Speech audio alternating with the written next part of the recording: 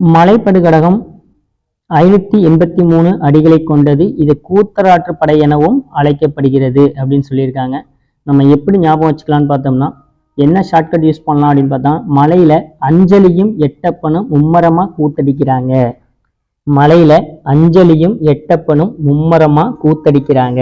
மலையில மலைப்படுகடாம் அஞ்சலி 5, எட்டப்பனும் அஞ்சலியும் எட்டப்பனும் 8, மும்மரமா 3 கூத்தடிக்கிறாங்க. கூத்தராற்று படை.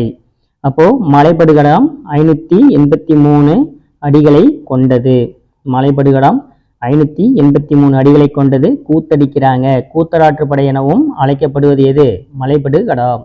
அப்ப மலையில அஞ்சலியும் எட்டப்பனும் மும்மரமா கூத்தடிக்கிறாங்க அப்படிங்கிற ஷார்ட்கட்டை பயன்படுத்தி நம்ம ஞாபகம் வச்சுக்கலாம். மலைப்படுகடாம் 583 அடிகளை கொண்டது. கூத்தராற்று படை